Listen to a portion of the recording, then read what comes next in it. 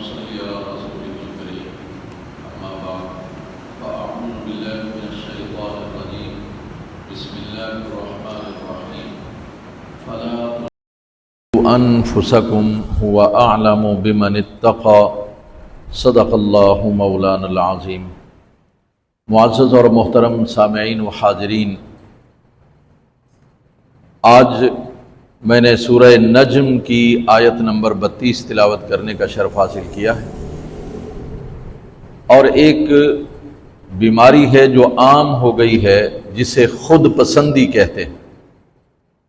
انسان اپنے سوا کسی کو پسند کرتا ہی نہیں، بس یہی چاہتا ہے کہ میری تعریف ہوتی رہے، کوئی نہیں کرتا تو خود ہی اپنی تعریف کرنے لگ جاتا۔ اس کے اسباب کیا ہیں، اس کے نقصانات کیا ہیں، اس حوالے سے ہمیں مختصر سی گفتگو کرنی۔ یہ جو سورہ نجم کی آیت میں نے تلاوت کرنے کا شرف حاصل کیا ہے، رب کریم جل وعلا نے واضح طور پر فرمایا فَلَا تُزَكُّوا أَنفُسَكُمْ، کہ تم اپنی پاکیزگی خود بیان نہ کرو، اپنی تعریفیں خود بیان نہ کرو۔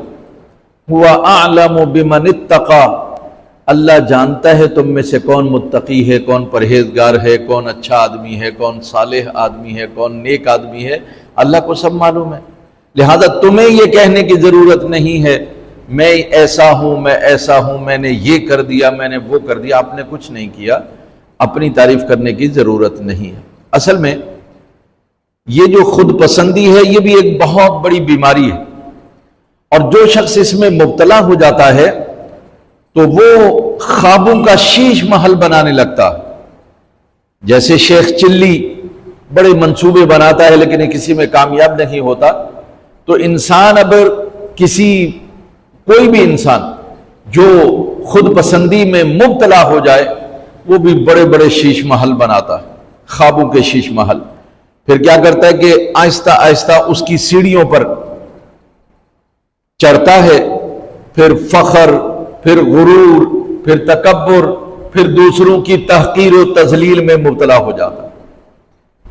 اور یہ ایک ایسی ناسور بیماری ہے جس کی وجہ سے انسان آہستہ آہستہ اخلاقاً کھوکھلا ہوتا چلا جاتا ہے اور عملی اعتبار سے خستہ ہوتا جاتا ہے۔ انسانی معاشرے میں اسے رہنا اچھا نہیں لگتا، وہ اس سے کٹنا چاہتا ہے، الگ رہنا چاہتا ہے۔ اور پھر ایک دن ایسا آتا ہے کہ وہ اپنے غرور اور تکبر کے گھوڑے پر سوار ہو کر ایک ایسی دنیا کی طرف ہجرت کرنا چاہتا ہے جہاں کی فضا خود پرستی، انانیت، فخر و غرور اور اکڑ پن اور تکبر کی زہریلی ہواؤں سے مسموم ہوتی۔ کیوں؟ وہ جو تکبر اور غرور ہے وہ اسے مجبور کرتا ہے کہ کسی کی تعریف نہ سنے، بس اپنی ہی تعریف وہ سننا چاہتا ہے، اور اپنی ہی تعریف خود بھی اپنے منہ سے بھی کرنا چاہتا ہے۔ اور یہ بات عام طور پر آپ اور ہم معاشرے میں ایک جملہ کہا کرتے ہیں کہ اپنے منہ میاں مٹھو بننا، یعنی اپنی تعریفیں خود ہی کرتے رہنا۔ میں نے ایسا کر دیا، میں نے ایسا کر دیا، میں ویسا کروں گا، میں نے یہ معاملہ حل کر دیا تو یہ معاملہ حل، یعنی اپنی ستائش کرنا اور اپنی تعریف کرنا اور اپنے ہی جو ہے وہ مناقب بیان کرتے جانا، فضائل بیان کرتے جانا، اس کو کہتے ہیں اپنے منہ میاں مٹھو بننا۔ اللہ تبارک و تعالیٰ نے یہ جو فرمایا نا کہ فَلَا تُزَكُّوا أَنفُسَكُمْ، تم اپنی تعریفیں خود مت کرو، وہ اس کا ایک آسان سا معنی یہ بھی ہے کہ اپنے منہ میاں مٹھو نہ بن، اپنی تعریفیں کرنے کی ضرورت نہیں۔ هُوَ أَعْلَمُ بِمَنِ اتَّقَى، اللہ جانتا ہے تم میں سے کون زیادہ متقی ہے، کون زیادہ پرہیزگار ہے۔ کسی دانا سے، عقل مند سے پوچھا گیا کہ کون سی ایسی بات ہے کہ جسے کہنا مستحسن نہیں ہے اگرچہ وہ حق ہو، یعنی جسے کہنا اچھا نہیں ہے اگرچہ ہے تو سچی بات، لیکن کہنا اچھا نہیں ہے۔ تو انہوں نے جواب دیا وہ بات یہ ہے کہ آدمی اپنی تعریف خود کرے، ہے تو سچی بات۔ آپ نے نماز پڑھی، آپ نے کہا جی میں نے نماز پڑھی، بات تو سچ ہے۔ آپ نے زکوٰۃ دی، آپ نے کہا جی میں نے زکوٰۃ دی، میں نے لوگوں کی مدد کی، بات تو سچ ہے، لیکن یہ بات بتانا اور کہنا دوسروں سے یہ درست نہیں ہے اسی کو اپنے منہ میاں مٹھو بننا کہتے ہیں، یا وہ جو خود پسندی ہے وہ یہ ہے۔ لہذا حضرت عز بن عبد السلام رحمۃ اللہ تعالی علیہ وہ ایک بات لکھتے ہیں، کہتے ہیں مدحک نفسک اقبح من مدحک غیرک فإن غلط الانسان فی حق نفسہ اکثر من غلطہ فی حقہ غیرہ فإن حبک شیء یعمی ویسم ولا شیء احب الی الانسان من نفسہ ولذلک یرى عیوب غیرہ ولا یرى عیوب نفسہ، یعنی تم اپنی تعریف خود کرو یہ زیادہ قبیح ہے اس بات سے کہ تم کسی کی دوسرے کی تعریف کرو۔ یعنی کسی کی تعریف کرنا یہ بھی اسلام میں منع ہے کہ ایسے بندوں کی تعریف کرتے رہو، چاپلوسی کہتے ہیں نا اس کو، اسلام نے اس سے بھی منع کیا، فرمایا اس کے منہ میں خاک ہے جو کسی کے منہ پر تعریف کرے، یہ رسول اللہ صلی اللہ علیہ وسلم فرمایا۔ لیکن اس سے بھی بری بات یہ ہے کہ کسی اور کے بجائے بندہ اپنی ہی تعریف کرتا رہے۔ کیوں؟ کہ انسان اپنے بارے میں بنسبت دوسروں کے زیادہ غلط فہمی کا شکار ہوتا ہے، دوسروں کے بارے میں معلومات کم ہوتی ہیں، اپنے بارے میں معلومات زیادہ ہوتی ہیں، لہذا اپنے ہی متعلق انسان غلط فہمی کا شکار ہو جاتا ہے کہ شاید مجھ سے زیادہ طاقتور کوئی نہیں، شاید مجھ سے زیادہ سخی کوئی نہیں، شاید مجھ سے زیادہ متقی کوئی نہیں۔ یہ غلط فہمی انسان کو اپنے بارے میں ہو۔ اس کی وجہ یہ ہے کہ کسی چیز سے انسان کو جب محبت ہو جاتی ہے تو یہ جو محبت انسان کو بہرا بھی بنا دیتی ہے، اندھا بھی بنا دیتی ہے، پھر انسان کو اس محبت میں نظر کچھ نہیں آتا، سنائی کچھ نہیں دیتا، تو انسان کے نزدیک اپنے نفس سے زیادہ کوئی چیز محبوب نہیں۔ انسان کو سب سے زیادہ محبت اپنے نفس سے ہوتی ہے، اپنی جان سے ہوتی ہے، پھر اپنے مال سے ہوتی ہے، پھر اپنی دیگر چیزوں سے ہوتی ہے۔ اس وجہ سے انسان پھر دوسروں کی کمیوں کو تو دیکھ سکتا ہے لیکن اپنی کمیاں اس کی نگاہوں سے اوجھل رہتی، اس لیے یہ اس سے بھی زیادہ خطرناک ہے کہ ہم کسی کی تعریف کرنے کے بجائے اپنی ہی تعریف کرتے چلے جائیں۔ اب اس کے یہ جو خود ستائشی ہے یا خود پسندی ہے، اس کے کچھ اسباب ہیں، ہمیں پہلے ان اسباب پر غور کرنا ہے کہ وہ کیا سبب ہے کہ خود پسندی پیدا ہو جاتی، اور پھر جو ہے اسلام نے کیا کہا ہے۔ بس یہ مختصر سی دو باتیں عرض کرنی ہے آپ۔ پہلی بات یہ ہے، یوں تو کئی اسباب ہو سکتے ہیں، کئی وجوہات ہو سکتی ہیں کہ انسان کے اندر خود پسندی پیدا ہو جائے، یا وہ اپنی ستائش پر مائل ہو جائے، چلو کوئی نہیں میری تعریف کرتا تو میں اپنی تعریف کروں۔ لیکن سب سے بڑی بات جو ہے یہ یاد رکھیے، کوئی شخص اگر اپنی تعریف بے جا کر رہا ہو تو آپ نے یہ سمجھ لینا ہے کہ اس کے اندر خود اعتمادی باقی نہیں رہی ہے، یعنی اس کے اندر کانفیڈنس نہیں رہا ہے، اعتماد اپنی ذات پر نہیں رہا ہے، بس یہ احساس کمتری کا شکار ہے، یہ سمجھتا ہے کہ جو صلاحیت اس کے پاس ہے میرے پاس نہیں ہے، تو اب یہ اس کے برابر آنے کے لیے اپنی ستائش کر رہا ہے، اپنی تعریف کر رہا ہے۔ تو اس کا مطلب یہ ہے کہ جس آدمی میں خود اعتمادی کی کمی ہوتی ہے، اپنے آپ پر اعتماد ہونا چاہیے، میں کتنے پانی میں ہوں، میں کیا کر سکتا ہوں کیا نہیں کر سکتا ہوں، یہ حقیقت ہے اور اس کو جان کر جینا چاہیے۔ تو انسان جب احساس کمتری کا شکار ہوتا ہے، خود اعتمادی اس میں نہیں رہتی ہے، تو پھر وہ خود پسندی کا شکار ہو جاتا ہے۔ لہذا اپنی کمزوریاں، وہ جو کمزوری ہوتی ہے اس کو وہ محسوس کرنے لگتا ہے کہ یار یہ میرے اندر کمزوری ہے اور میں اس کے برابر نہیں آ سکتا، تو وہ خود ستائشی پر مائل ہو جاتا ہے۔ لہذا کوشش کرتا ہے اپنی اہمیت کو جگانے کے لیے یا اپنی اہمیت کو ظاہر کرنے کے لیے وہ پھر خود ستائشی کرتا ہے، اپنی تعریفیں خود ہی کرتا ہے۔ دوسرا نمبر، جو بندہ اپنی تعریفیں کرے، بڑھ بڑھ کرے، اپنے لیے قصیدے لکھے، مناقب لکھے، فضائل بیان کرے، میں ایسا میں ایسا میں ایسا، میرا خاندان ایسا، بس آپ یہ سمجھ لیں کہ اس کی تعلیم اور تربیت میں کمی رہ گئی۔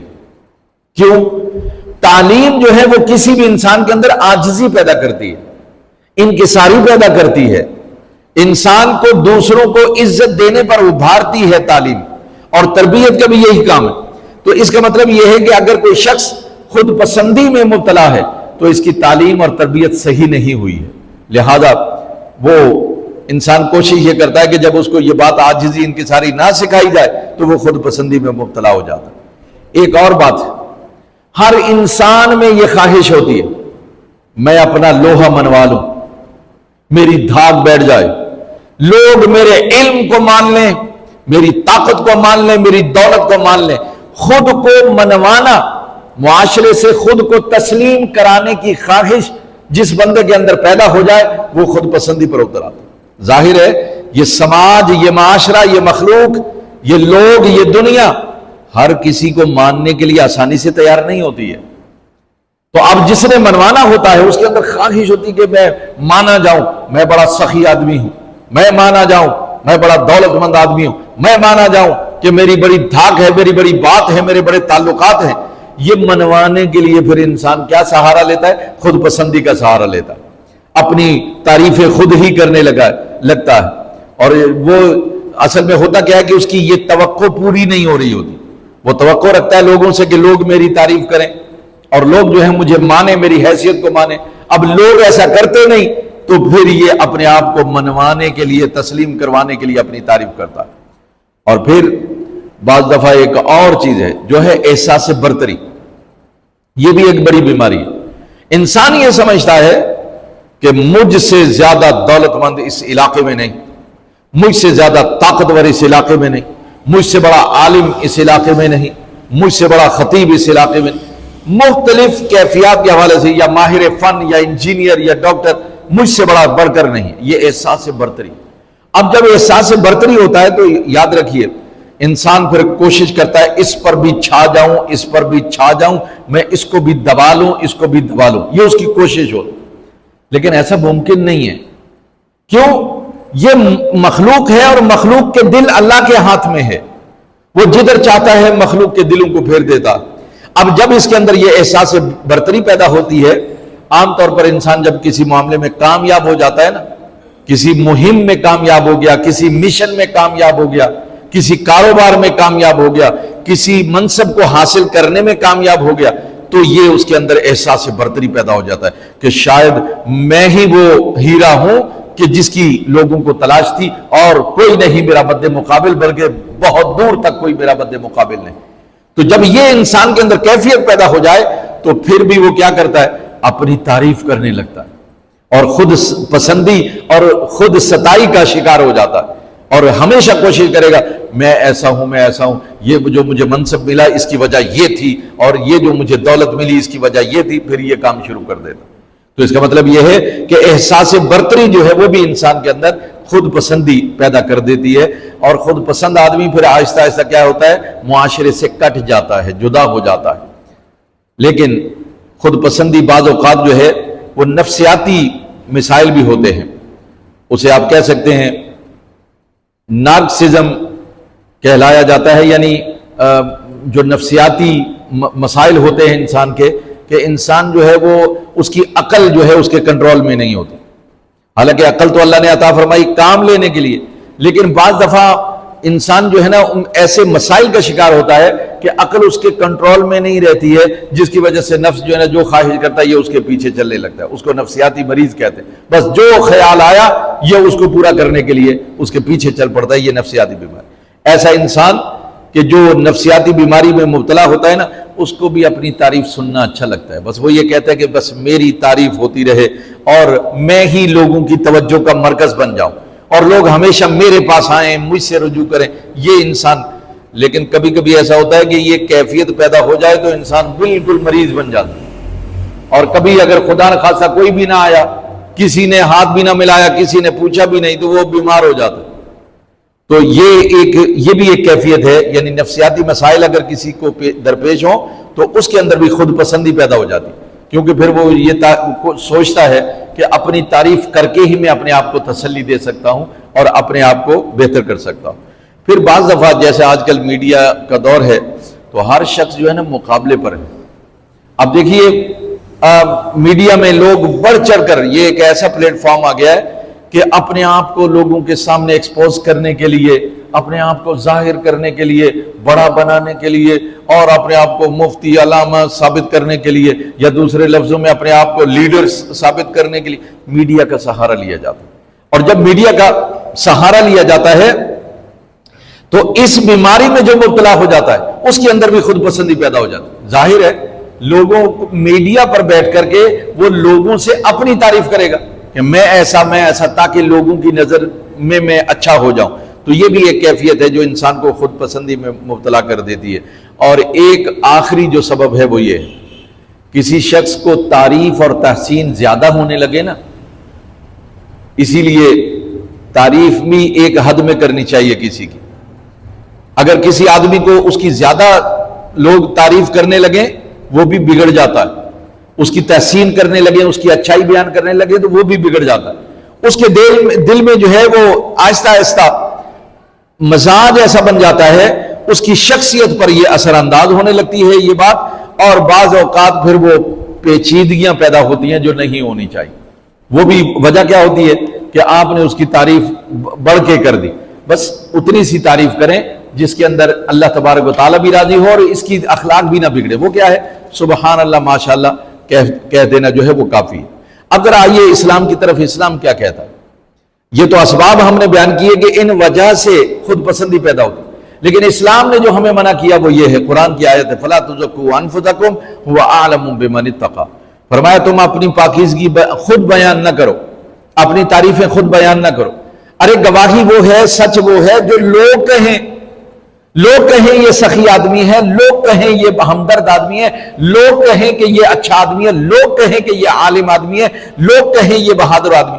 تم خود ہی اپنے آپ کو بہادر بھی اور عالم بھی اور سب کچھ اپنے آپ کو خود کہتے ہو، تو اس کو اللہ تبارک و تعالیٰ نے ناپسند کیا۔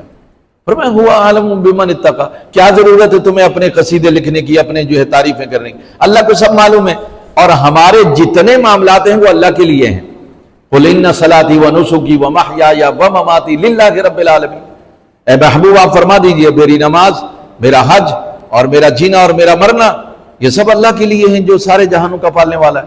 تو ہم تو آئے ہیں دنیا میں اللہ کے لیے، جائیں گے بھی اللہ کے لیے، تو ہمارے معاملات تو اللہ کے سپرد ہیں، وہ ہمیں جانتا ہے، ہمیں بتانے کی ضرورت نہیں۔ لہذا یہاں دنیا میں لوگوں کے سامنے ڈھنڈورا پیٹنے کی ضرورت نہیں ہے۔ اب ذرا ایک حدیث سماعت فرما لیجئے۔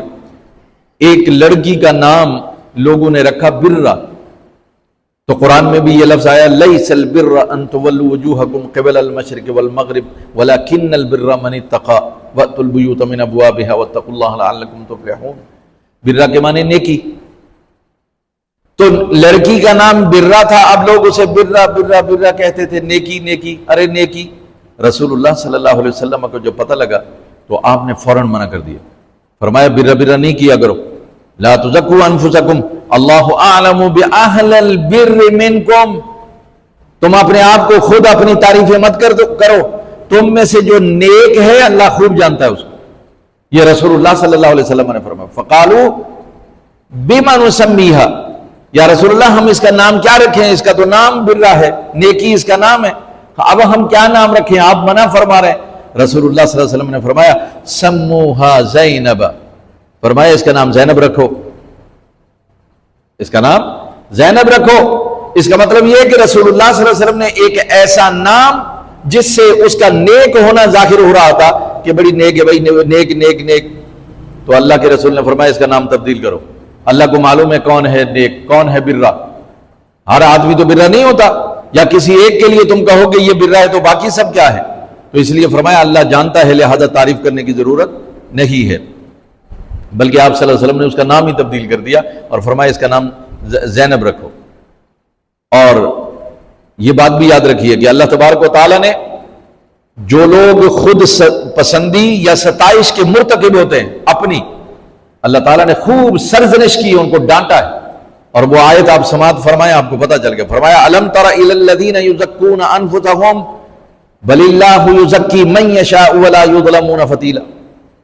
اللہ تعالیٰ کہہ رہے کہ رسول صلی اللہ علیہ وسلم آپ نے انہیں نہیں دیکھا جو اپنی پاکیزگی، اپنی تعریفیں، اپنی تحسین کے ڈونگرے بجاتے ہیں اور ستائش اپنی خود کرتے ہیں، میں ایسا ہوں، میں ایسا ہوں، میں ویسا ہوں، میں نے یہ کر دیا، میں نے وہ کر دیا۔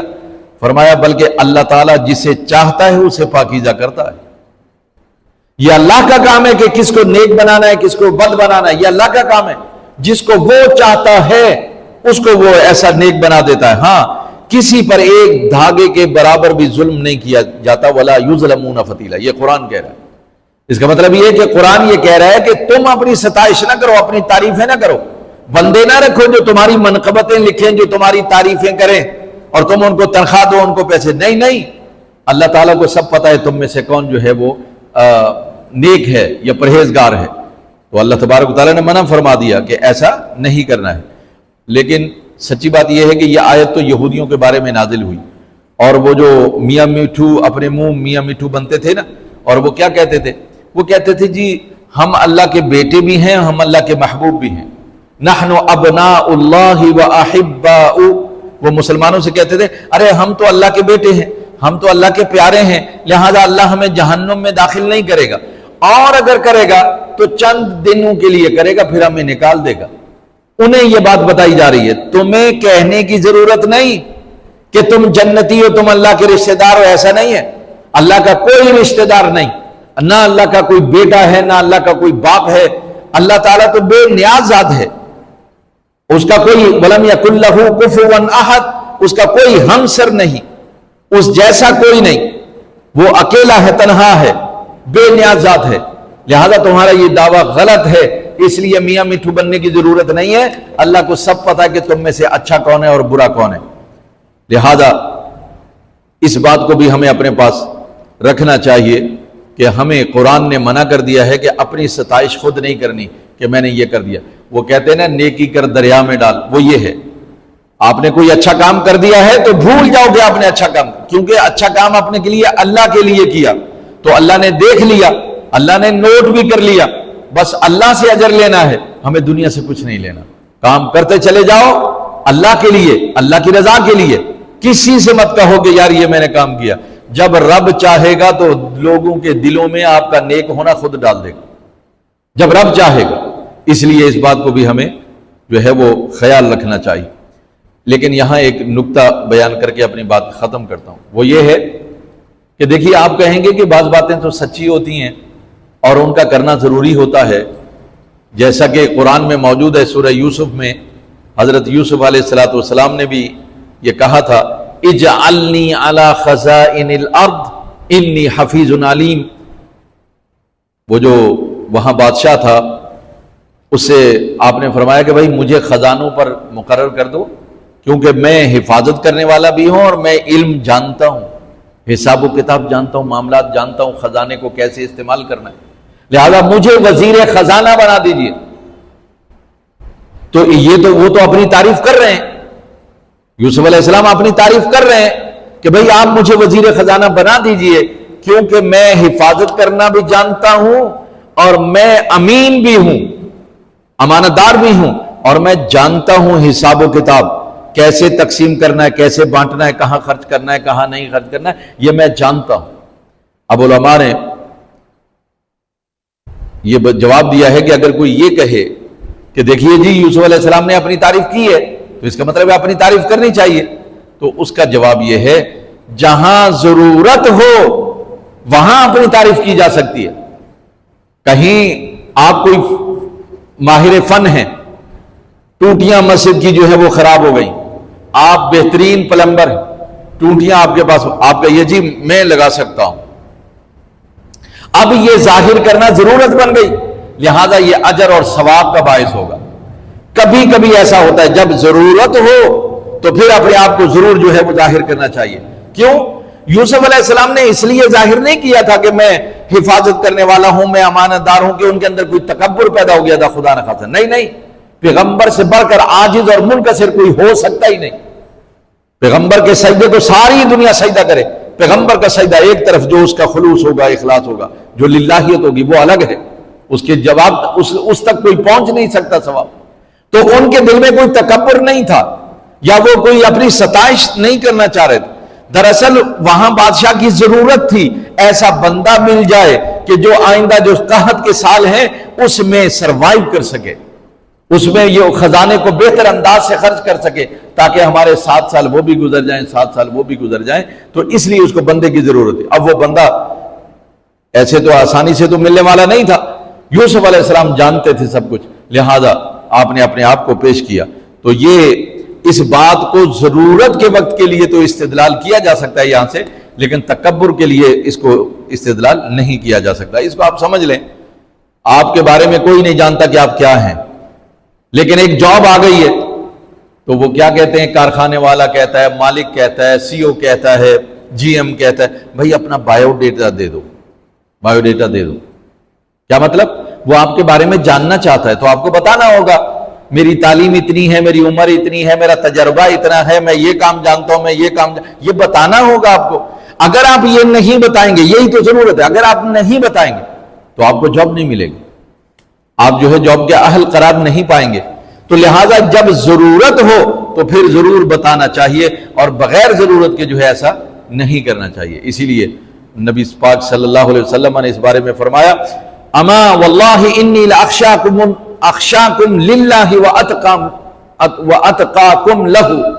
رسول اللہ صلی اللہ علیہ وسلم فرمایا اللہ کی قسم میں تم سب سے زیادہ اللہ سے ڈرنے والا ہوں، اور اس کا تقوی بھی میں ہی سب سے زیادہ اختیار کرنے والا ہوں. یہ صحیح بخاری کی حدیث. اب یہ رسول اللہ صلی اللہ علیہ وسلم کیوں بتا رہے ہیں بھائی تم میں سب سے زیادہ ڈرنے والا اللہ سے میں ہوں اور تم سے زیادہ میں متقی اور پرہیزگار ہوں؟ کیوں بتا رہے ہیں؟ نبی تو عاجز ہوتا ہے، منکسر ہوتا ہے، اپنے آپ کو چھپاتا ہے. نہیں نہیں، کبھی کبھی یہ بتانا اس لیے ضروری ہوتا ہے کیونکہ میں ہی اللہ سے ڈرتا ہوں، تاکہ لوگ میرے نقش قدم پر چلیں، میرے نقش پا کو خطر راہ بنا لیں اور یہ بھی اللہ سے ڈرنے والے بن جائیں. میں متقی ہوں تاکہ لوگ تقوی اختیار کریں، میری کردار کو، میرے سیرت کو، میرے اخلاق کو اپنا لیں تاکہ یہ بھی متقی بن جائیں، پرہیزگار بن جائیں. تو کبھی کبھی لوگوں کو ان کی اصلاح کرنے کے لیے، اپنی پیروی پر مائل کرنے کے لیے ان کو یہ بات کہی جاتی ہے. لہذا رسول اللہ صلی اللہ علیہ وسلم نے اس لیے یہ بات فرمائی کہ دیکھو میں تم میں سب سے زیادہ ڈرنے والا ہوں، لیکن دیکھو میں شادی بھی کرتا ہوں، میں روزے بھی رکھتا ہوں، میں اور بھی بہت سارے کام کرتا ہوں، کھانا بھی کھاتا ہوں، سوتا بھی ہوں، جاگتا ہوں، تم بھی ایسا ہی کیا کرو. تو کبھی کبھی ہم لوگوں کو اس لیے بتا رہے ہوتے ہیں تاکہ جو ہے ان کو وہ ہماری پیروی کریں اور ہماری جو ہے ہمارے نقش پا پر چلیں، اور جب وہ ہماری نقش قدم پر چلیں گے تو پھر ان کی اصلاح ہو جائے گی. اور اس طرح سے ایک اچھی روایت، کیونکہ اللہ تبارک و تعالیٰ نے قرآن میں فرمایا لَقَدْ كَانَ لَكُمْ فِي رَسُولِ اللَّهِ أُسْوَةٌ حَسَنَةٌ، کہ اللہ تعالیٰ نے رسول اللہ صلی اللہ علیہ وسلم کی زندگی کو تمہارے لیے بہترین نمونہ بنا دیا. اب نمونے کے لیے تو بتانا ہوگا نا کہ بھائی میں ایسے کرتا ہوں، ایسے کرتا ہوں، ایسے. نمونہ وہ جو چیز نظر آ رہی ہو وہ نمونہ بن سکتی، جو مجھے نظر ہی نہیں آ رہی، مجھے سمجھ نہیں آ رہی، مجھے پتہ ہی نہیں ہے، وہ میرے لیے نمونہ کہاں ہوگی؟ مجھے معلوم ہونا چاہیے رسول اللہ صلی اللہ علیہ وسلم کیسے چلتے تھے، کیسے دیکھتے تھے، کیسے بولتے تھے، اور کیسے آپ کاروبار کرتے تھے، کیسے معاملات تھے آپ کے، کیسے گھر میں کیسے تھے، باہر کیسے تھے. لہذا ہمیں خود پسندی کے خول سے باہر نکلنا ہوگا اور صرف اللہ کی رضا کے لیے جینا ہوگا، مرنا ہوگا، تاکہ ہماری زندگی اللہ کی رضا کے لیے ہو جائے. اور یہ جو اذیت ہے، انسان خود کو اصل میں اذیت دے رہا ہوتا ہے اپنی تعریف، اپنی ستائش کر کے. اللہ تعالیٰ اس سے ہمیں محفوظ رکھے. ان کی سیرت سے ہے وابستہ نجات عالم، اہل عالم کے مصائب کا مداوا وہ ہیں. وما علینا الا البلاغ. اللہ اکبر، یا رسول اللہ، زندہ آباد. کھڑے ہو جائیں دو شیر صلاۃ والسلام کے. یا نبی سلام علیکہ، یا رسول سلام علیکہ، یا حبیب سلام علیکہ، صلوات اللہ علیکہ، صلوات اللہ علیکہ. اے صبا مدینے جانا، میرا ماجرا سنانا، یا شاہ دو جہان، یا شاہ دو جہان، تیرا پڑھتا ہے دیوانہ. یا نبی سلام علیکہ، یا رسول سلام علیکا یا حبیب سلام علیکا صلوات اللہ علیکا صلوات اللہ علیکا۔ الحمدللہ رب العالمین والصلاة والسلام علی سید الانبیاء والمرسلین وعلی آلہ واصحابہ اجمعین۔ الہ العالمین، آج اس بابرکت محفل میں تیرے مقدس کلام کی تلاوت کی گئی، بارگاہ رسالت مآب صلی اللہ علیہ وسلم میں ہدیہ عقیدت اور ہدیہ درود پیش کیا گیا، اور اے اللہ خود پسندی کے حوالے سے قرآن و سنت کے ساتھ دلائل کے ساتھ ہم نے سبق کو سنا اور پڑھا اور بتایا۔ اے اللہ پاک اس کو اپنی بارگاہ میں شرف قبولیت عطا فرما۔